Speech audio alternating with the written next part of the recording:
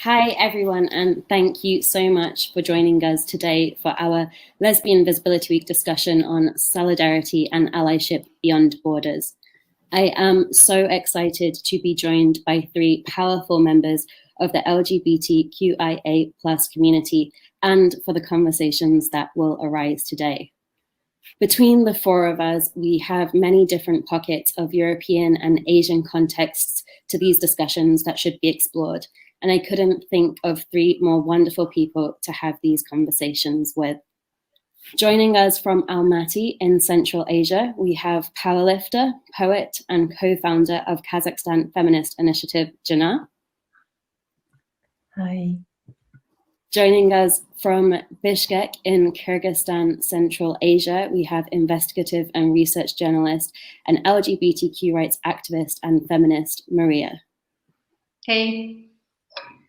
And joining us all the way from Manchester in the United Kingdom, we have writer for The Stage and Page, spoken word artist and all-around champion of creativity in communities, Ella. Hi. Hi guys, how are you all doing today? I'm feeling good. I'm excited. Wicked, fantastic. Well, we're going to be jumping right into our topic. And though later on we're going to be discussing themes of identity, belonging, solidarity, and international support, I want to start with the theme of journey. Now, this is just one example, but I know it's one that a lot of us have heard about in the media. I know in the past few years, those in the US under the Obama and then the Trump presidencies experienced a feeling of going kind of 2 steps forward and 1 step back, or in some cases, 1 step forward and 2 steps back. So Maria, I'm going to come to you first. From your own experiences and your context, is the feeling of regression in the community something you can identify with? And if so, could you explain to our listeners and to our viewers what that process feels like? Yes, Krisha, the feeling of regression is very strong with current political events in my home country of Kyrgyzstan. And I hardly see any positive steps. They are few and far between. All the recent developments are negative, with the new constitution that has been adopted that now essentially eliminated the concept of human rights in our country, which makes fighting for LGBT rights essentially impossible or very hard. I'm really sorry to hear that, Maria. In terms of in Kazakhstan, just across the border, Jana, are there similar sentiments being felt? And if so, what is that like on the ground? Yes, I think we also feel that what now you described, and we feel recent movement of far-right movement, which started from anti-vaccine rhetorics. That's really interesting to hear. I'm wondering, Ella, from a European point of view, when we hear about this regression that's happening in 2021, is it something that you feel is also echoed in the United Kingdom, or does it feel somewhat worlds apart? I mean, I definitely feel there's been a push towards the far right, which is really scary. But of course, I have to say in England, it's just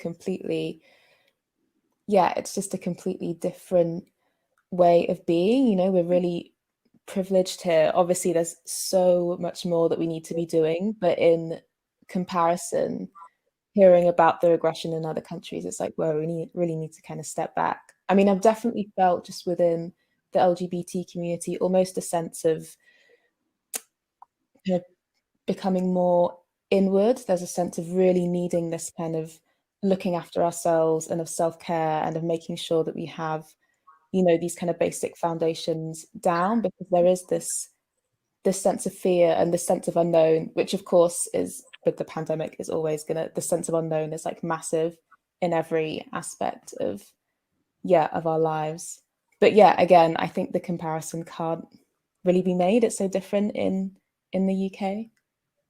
Yeah, that's really interesting. Do you think in terms of in the UK, communities have received support with regard to kind of self-care during these difficult times? I feel like the support has been the community looking after itself. Yeah, I feel it's really been, you know, queer people looking out for other people in their community, and that the support's been quite, yeah, insular and between ourselves and looking out for each other, as opposed to support coming in. That's what I felt. Yeah, that's really interesting to hear. Thanks, Ella. And Maria, I mean, this sounds like a really difficult time that the community is going through, not just in Bishkek, but seemingly also in Almaty. How do you respond to that as a community? As a community in Kyrgyzstan, we have always been very strong, a very closely connected group of people, because we have so many brilliant, wonderful LGBT activists coming from Bishkek. We are responding collectively. Right now, because it's all new and the election happened only a week ago, we're in the stage of gathering our resources, seeing what we can do, how we should react, and making more strategic efforts to kind of plan out the future in this new reality.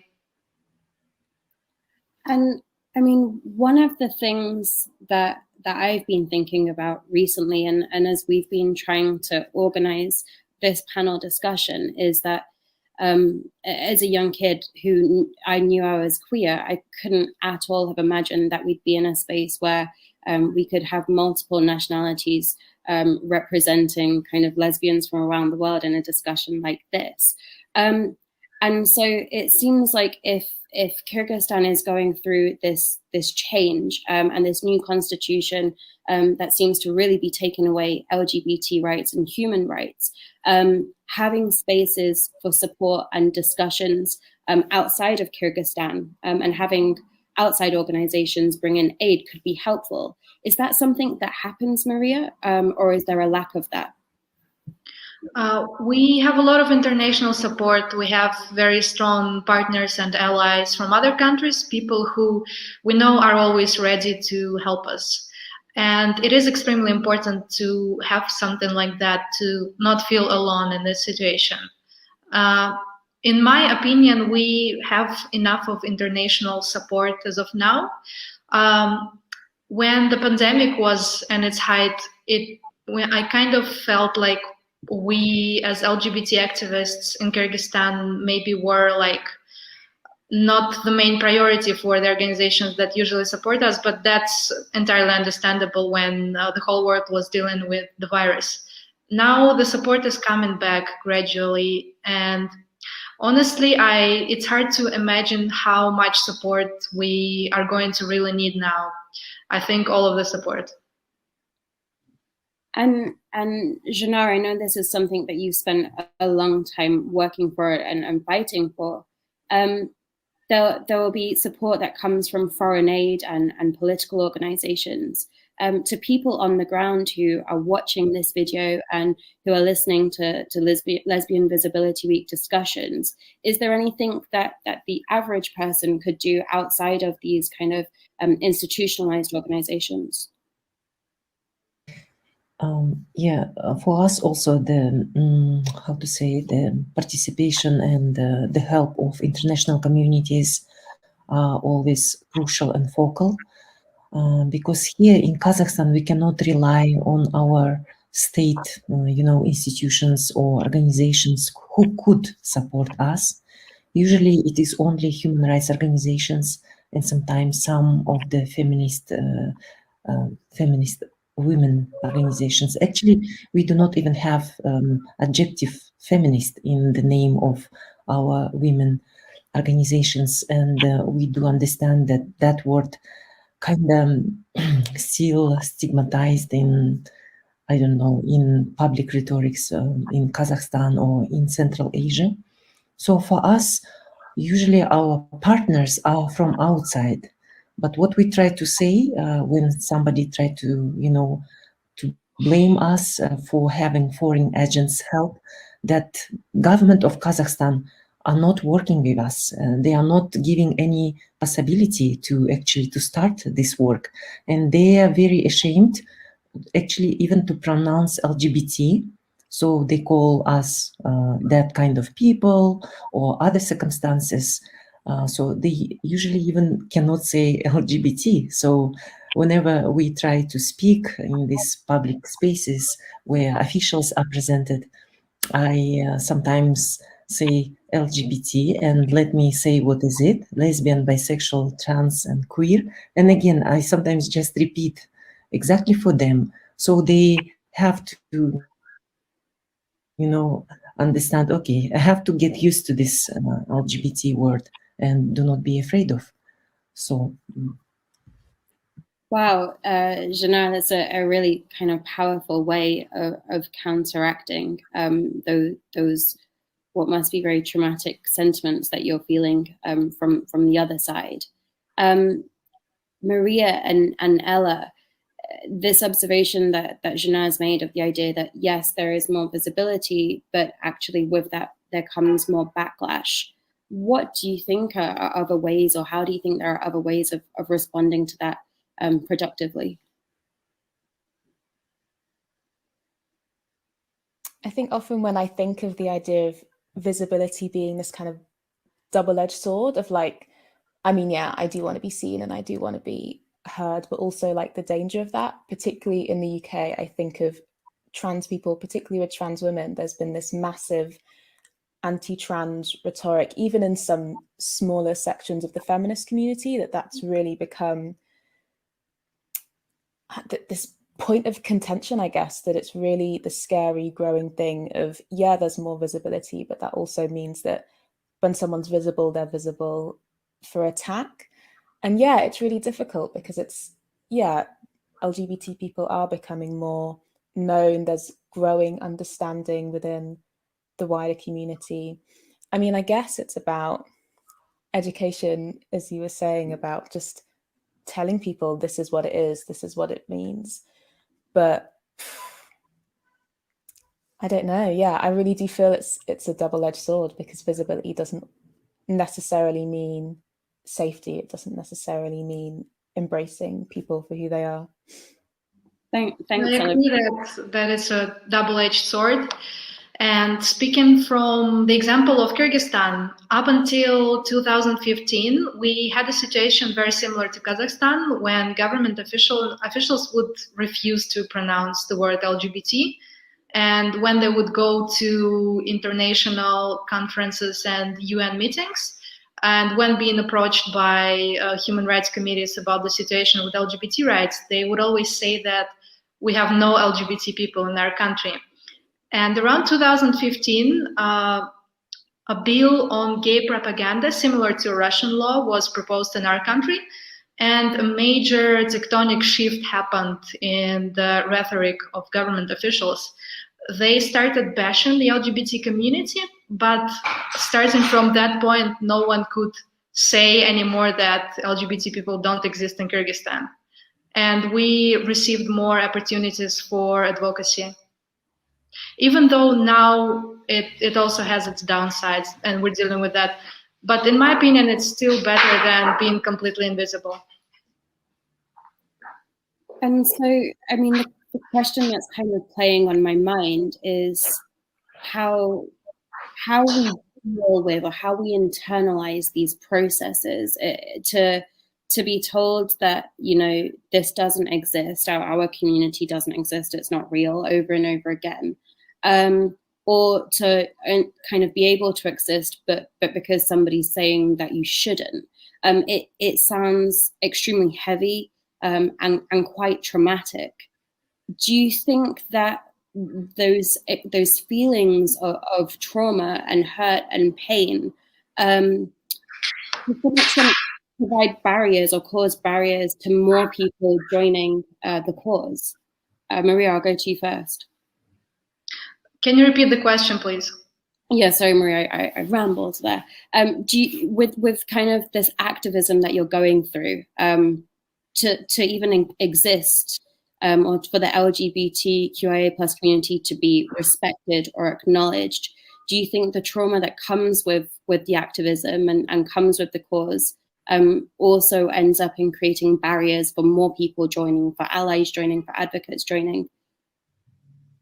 Yes, I have to agree with that. Trauma is a big thing in activist community, especially when it's activism where you have to deal with just a lot of brutality and danger when there are very few safe spaces for you and your community. Burnout, it's also a very big factor, and I know a lot of brilliant activists who just had to leave their activism because of burnout, because they couldn't continue anymore. And trauma is definitely creating barriers, because we, as activists, we tend to be very outspoken about problems and issues inside the activist community too. And we talk about the trauma we face, about all the adversities of this kind of lifestyle as an activist. And people tend to make decisions to maybe not go into activism, knowing all the potential dangers and downsides. But we have to stay honest, and when people ask me about what it's like to be an activist, I never sugarcoat it, and I let them know exactly how I feel about it and what I really think. Fantastic, Maria. Thank you for your honesty there as well. Zhanna and Ella, Maria kind of just mentioned the need for safe spaces there, and the need to articulate the issues that the community are experiencing. And I know that you have both used poetry and performance to help explore these ongoing issues. Zhanna first, and then perhaps Ella, do you think arts are the answer? Can arts provide the safe spaces for international communities experiencing the regression of rights and the trauma that we've just spoken about?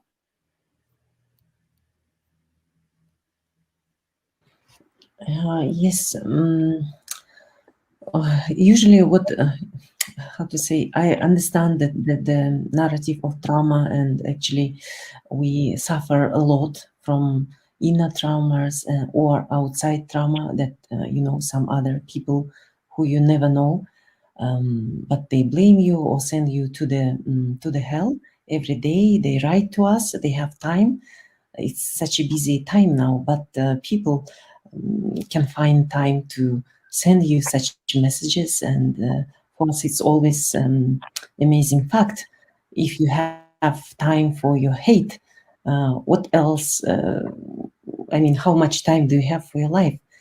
And but I just don't want, when young feminists or young activists would like to join us, I usually sometimes try to start the speech about, or our, how to say, presentation about Feminita from something that really can get them a little bit other idea. Because what we usually see, articles in mass media describing LGBT or situation with LGBT people rights, they starting from statistics of violence, statistics of bullying. We don't have, but actually they try to collect, and all the image that we have, that we are very unhappy, that we somehow live like an exotic endangered species, and this is what the image people usually have, and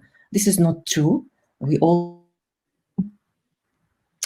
do enjoy our lives. We do sports, we do DJ, we do DJing, we do write books and poems, we do compete in sport competitions, and so on. So this image I would like also sometimes bring into conversations with broader public, because I would like to show them LGBT is not just about trauma, or not just about coming out and don't know how to behave with your parents. It's something more. It's something, sometimes it's more than you just imagine, and what you can find is so rich. Sometimes it's so surprising that you just stay with us. Wow, Jana, it's like such a beautiful sentiment, and so true. I can see Ella nodding her head there. Ella, is there anything you want to add in response to that?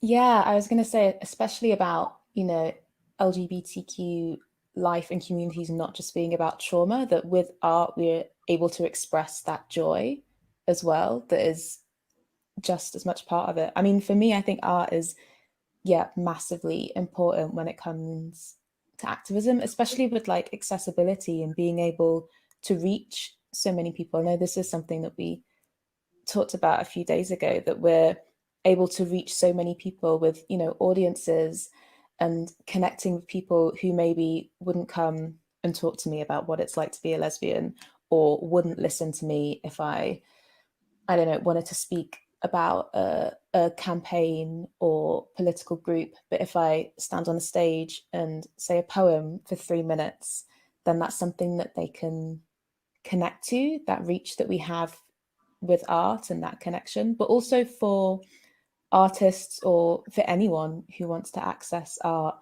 trauma is so difficult to connect with. But then if you think about things like creative therapy or play therapy, that you're able to express and connect, hopefully without being triggered, and the art can be just a way to kind of access that in a way that's, access the trauma, but access everything around that as well in a creative way, and that can be really healing. So I think, for reaching people, for audiences, it's amazing, but also for queer people, for minority communities, to be able to access something within themselves in a different way. Yeah, definitely, Ella. And actually, you've just reminded me of something I think Maria's helping to organize for Lesbian Visibility Day in Kyrgyzstan. Maria, do you want to share a little bit about kind of the initiative that Labris, the organization you work with, is doing for Lesbian Visibility Day? Yes, so Labris is the LGBT rights NGO I'm working for. It's one of the oldest LGBT rights organizations in the region, more than 17 years of history. And each year we organize Lesbian Visibility Day. And this year we want to focus on creative expression as means of visibility for the lesbian community.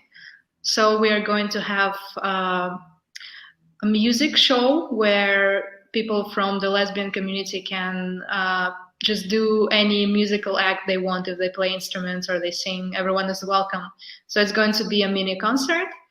And then we'll have an educational module with more serious things.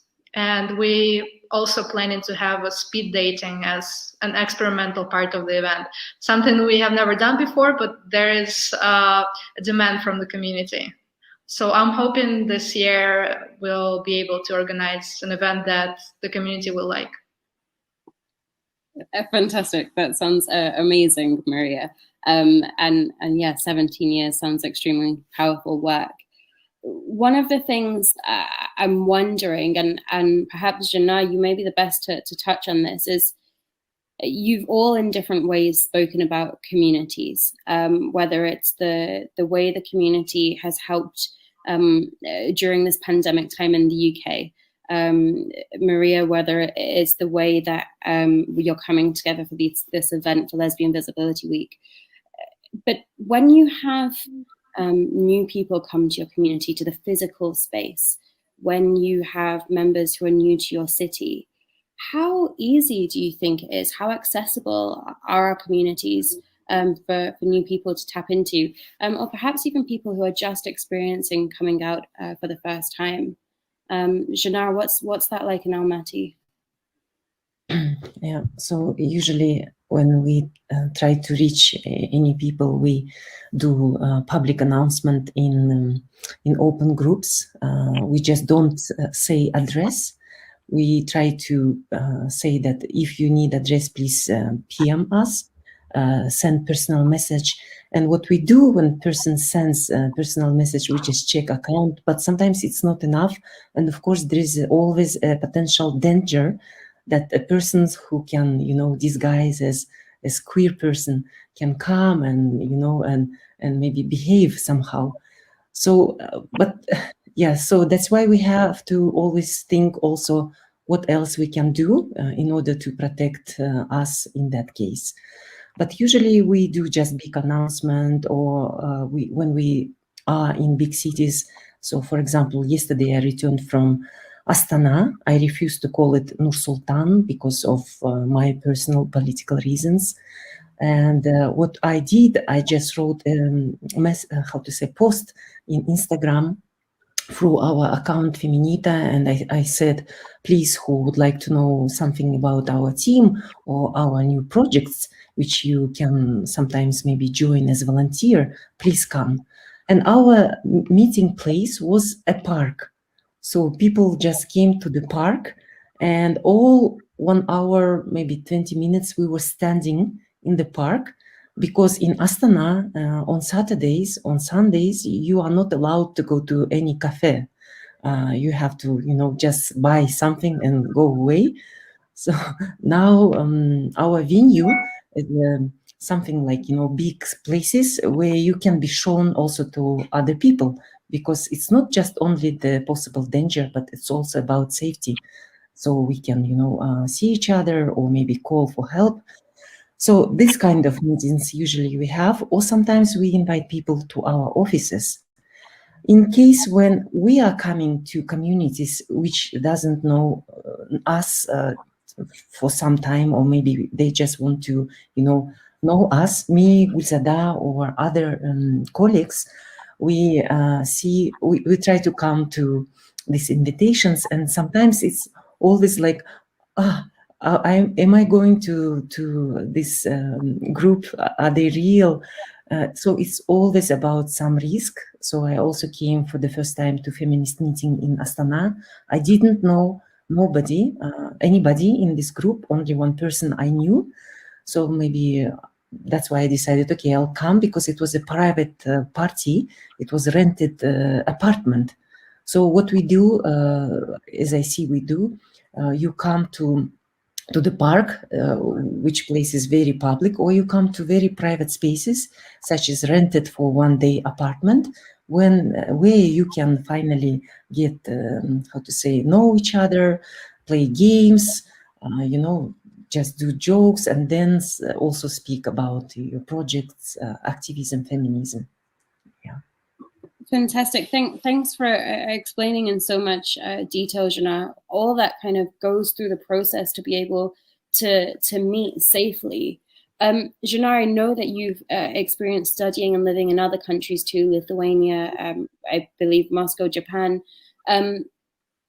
What's it like being in other places and then coming back to the situation in Kazakhstan? Yeah, it's always a little bit like kind of, for me, it's not too much, not too big shock, because I usually come as a field researcher. I always came back to Kazakhstan. So I didn't have time to say, oh, this is so different. For me, it is not, because Kazakhstan is still on the same way where it was before I left the country, for example. So, but what I try to see, and actually that is very different, is that anybody in Kazakhstan at the street can say you something humiliated, can say about your haircut, or can say about your voice, or can say about your body. So still in Kazakhstan, you can receive these comments on your gender expression. It can be a bus, it can be a park, it can be a cafe, it can be a toilet at last. And I don't know, every time where I found gender confusion in Japan, you can just imagine very polite people. In Moscow, okay, maybe not polite, but somehow they try to think about themselves, they're very intellectual. Or Lithuania, where people try to be more in Europe with their mind and, all political wishes. Where is gender confusion is happening? Not universities, not dorms, not public spaces, but toilets. Every time I receive comment that I chose the wrong toilet. And every time I have to say, sometimes I'm silent, that, women can also have some kind of haircut, or be bald, or be without any kind of characteristics you would think they are feminine. So every time, in Japan too, they do not just express it as in Kazakhstan. So in Kazakhstan, it would be a drama. But in Japan, it's a very silent poem about how they got confused. So they do some little gestures by their eyes that they really confused that you are in a woman's toilet. Wow. Again, thank you, Jana, for kind of bringing light to the patterns across the world. One thing that it's somewhat reminded me of is actually closer to Ella's home, in that I was born in Preston, which isn't as vibrant a city as Manchester. And actually the two places have maybe an hour's difference between them. And yet I feel that they're worlds apart, particularly also in terms of how easy it is, or how comfortable it is for me to express my sexual orientation, whether that's holding hands with my girlfriend on the street, or any other ways of expressing that. Ella, how would you say the situation is right now in 2021 with regard to the difference between being queer or openly lesbian within a city like Manchester, and then comparing that to the more rural areas in the UK? Yeah, I mean, I've been really lucky. So Manchester's one of the biggest cities in the UK. And I've always lived, I mean, purposefully, I've always lived in a big city. I've always, because I want to be around other queer people, other people of colour as well, which is a massive thing. I mean, one of the things I love about Manchester is that you do get a lot of quite specific community groups. So the Proud Trust at LGBT Centre is specifically for young queer people. There's a group called Rainbow Noir, which is for queer people of colour, that's been meeting monthly for years, and we go to the theatre together, we'll meet in a cafe, we'll have different kind of activities.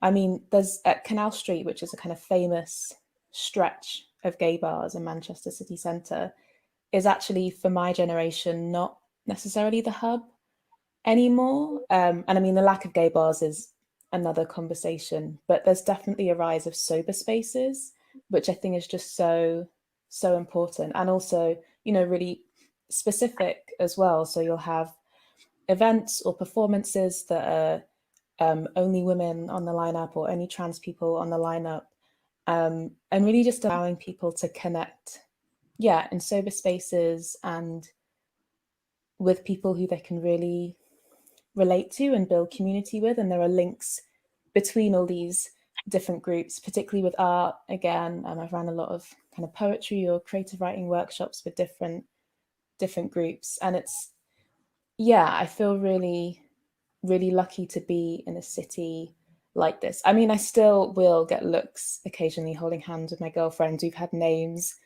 thrown at us walking, you know, into the park or whatever, but yeah, I do feel quite lucky that we have these, yeah, sober spaces as well as club spaces. And it's quite, I think it's generational as well with Canal Street, with that strip just not being the hub anymore, that we have these, I guess, smaller alternative, you know, even when we'll have a pride parade, there were always alternative, smaller groups on the side, which I feel really blessed by.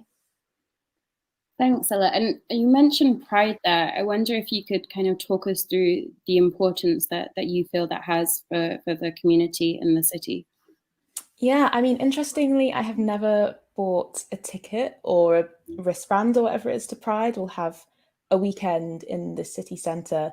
And I do feel it's become a little bit of almost like a general festival. There are tickets that for a lot of queer people, they can't afford. A lot of,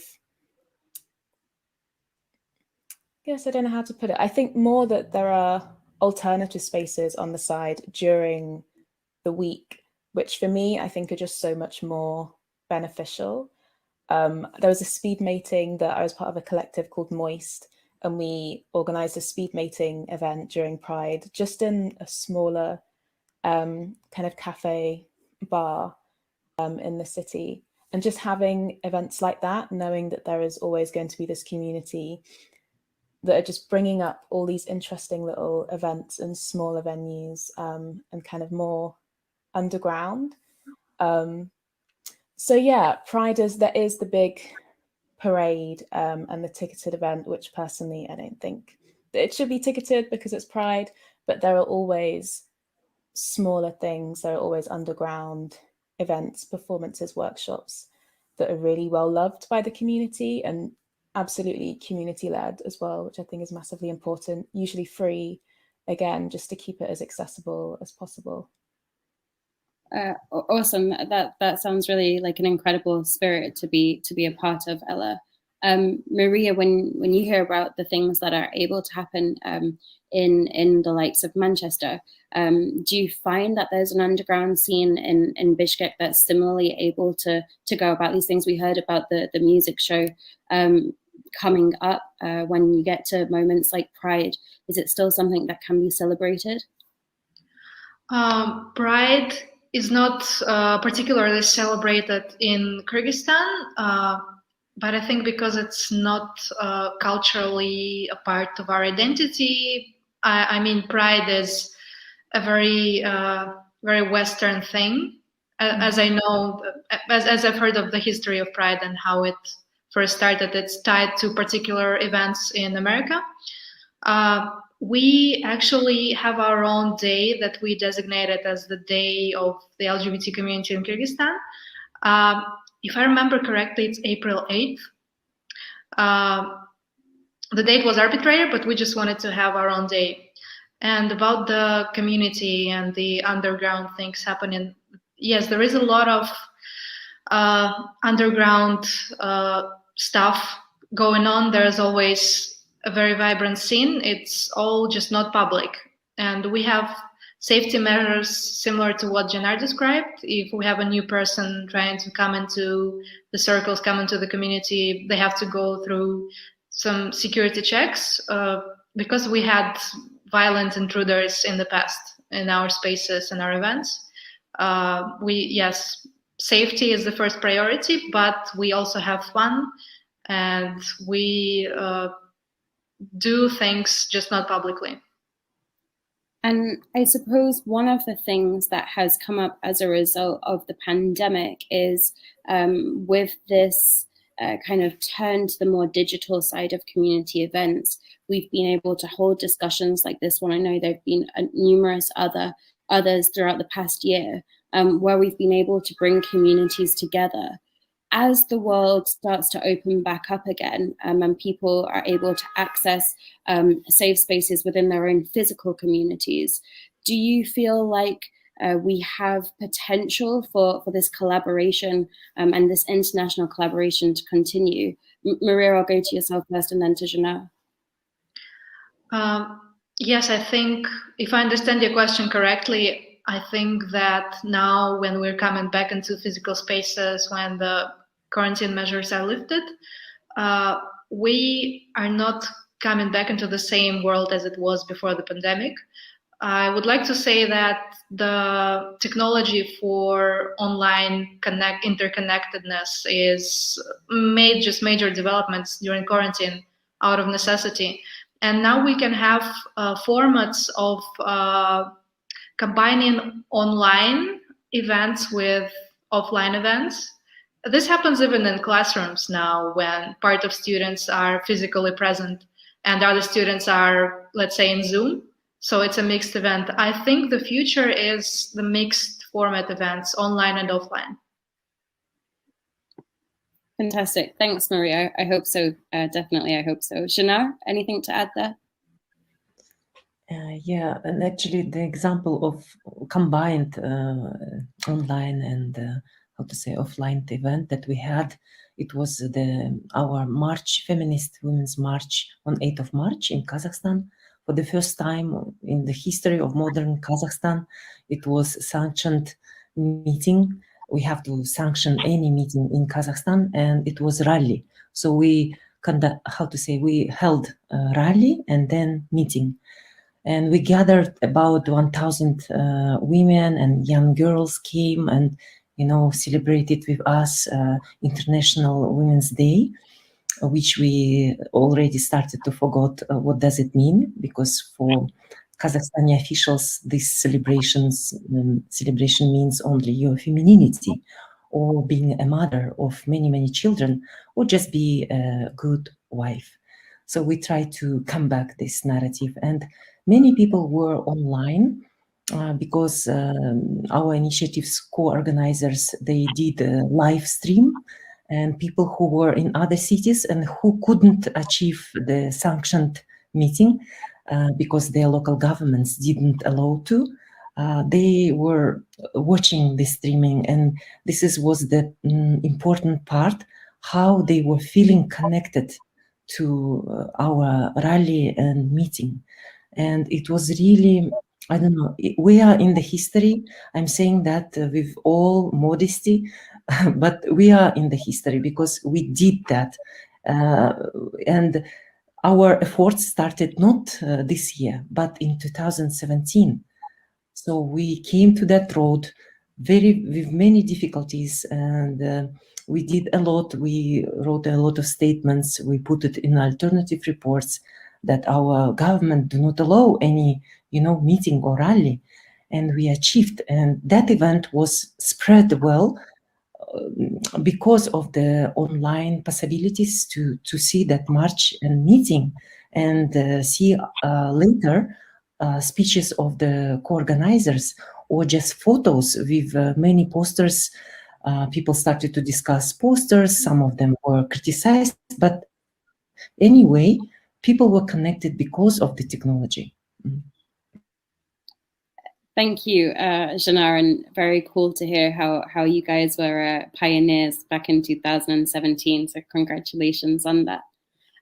Maria, Ella, and Janar, we're going to be coming to the end of our discussion soon, and I'm really grateful for you guys taking time out of your busy schedules to take part in this. I'm going to ask you each a final question, and it's really for considering those who are watching us today.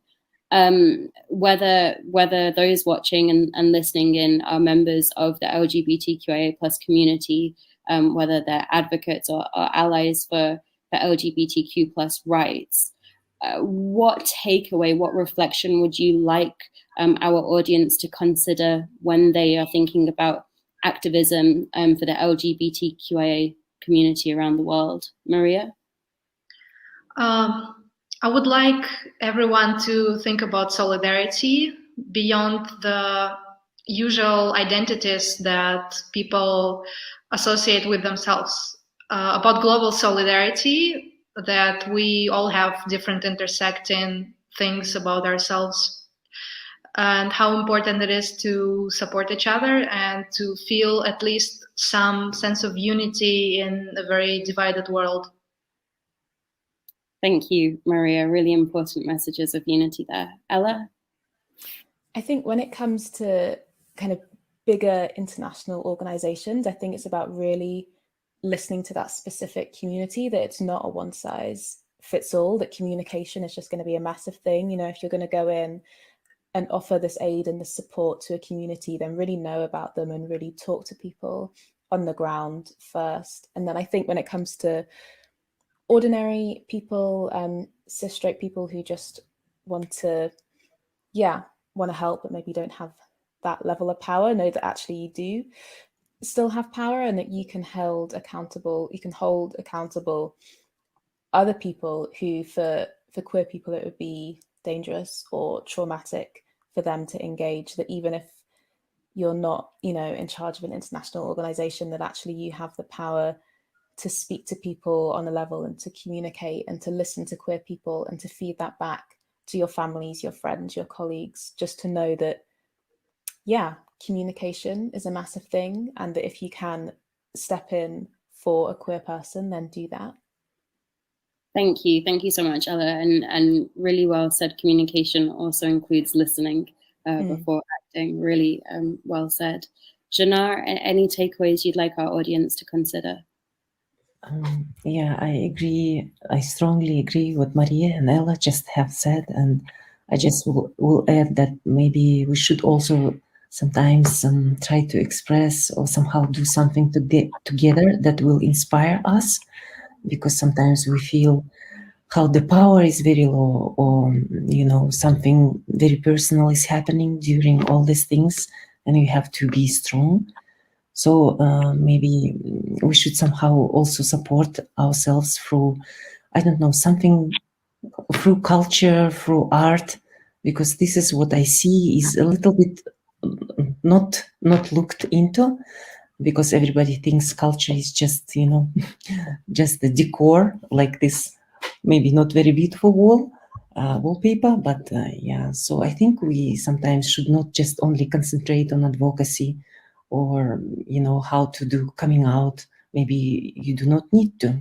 I'm 38 and I cannot say to my mom that I'm lesbian.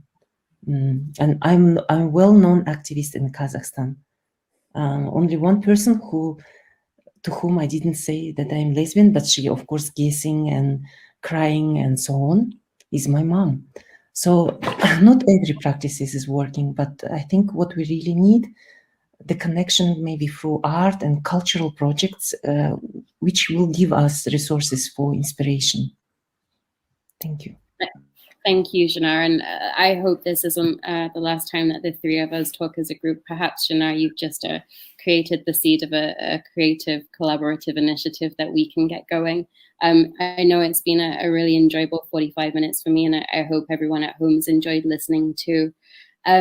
Aside from our wonderful guests, Maria, Ella, and Janar, just a huge thanks to Diva for allowing us the opportunity to talk about what life is like on the other side of the world, and make those, draw those kind of reflections and comparisons of what life's like in the UK. Hopefully some of us will be seeing you, or all of us will be seeing you next year for Lesbian Visibility Week as well. But we hope you have a great week, and thank you for taking the time to listen to the four of us today. Goodbye. Thank you. Thank you, everyone.